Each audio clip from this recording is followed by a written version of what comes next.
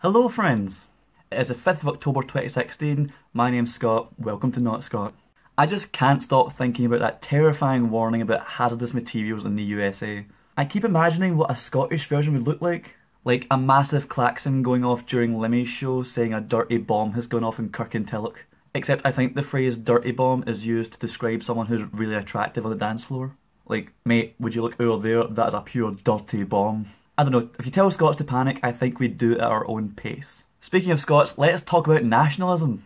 Amber Rudd, the UK's Home Secretary for the Conservative Party, is looking into new visa restrictions on those coming into the UK from outside of Europe to live, work and study here. I think that's like the official policy version that's quite wordy, quite beige, quite jargony, so you don't really think much of it.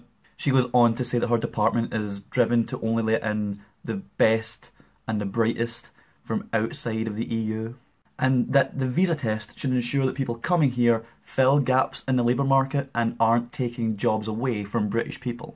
Then she sort of lays into the education system that allows students to come here from wherever and they get into any university they want and they get to do any degree that they want, and how that's directly tied to their employment chances after graduating in the UK. My problem with all of this is that for years and years now we've heard political opponents of the SNP refer to the SNP as nationalists. And they say the word nationalist the way that Draco Malfoy says the word mudblood. While I don't personally support any political party in general, I don't think the SNP put out the message that somehow an inherent Scottishness makes you better or first in line. Yet they are smeared as the bad kind of nationalist, though I'm not sure if there's a good kind of nationalist. Meanwhile, the Conservative Party is sort of getting away with this idea of British jobs for British workers, as is on the front cover of the I paper today.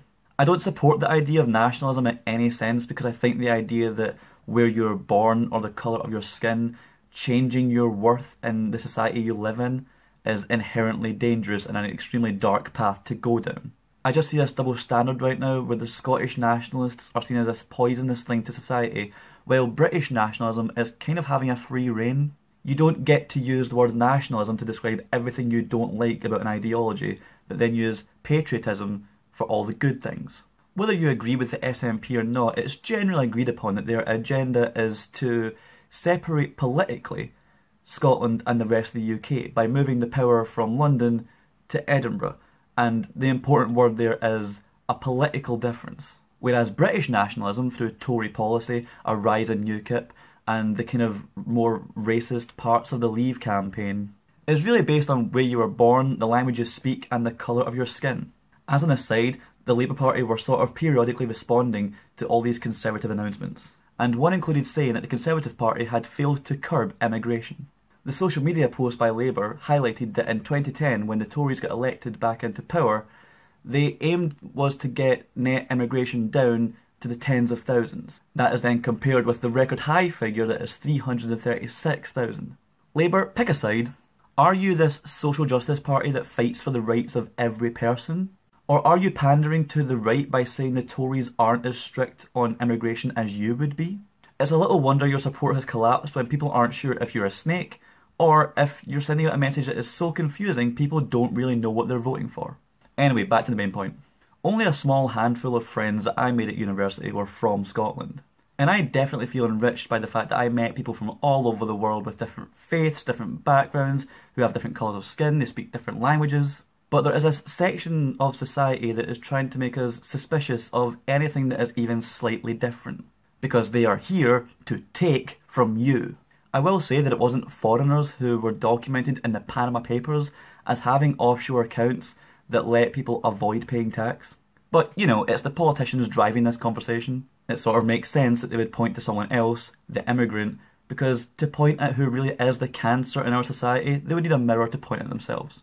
And then there's this idea that the government gets to control student visas so only the best students get to go to the best universities and study the best courses.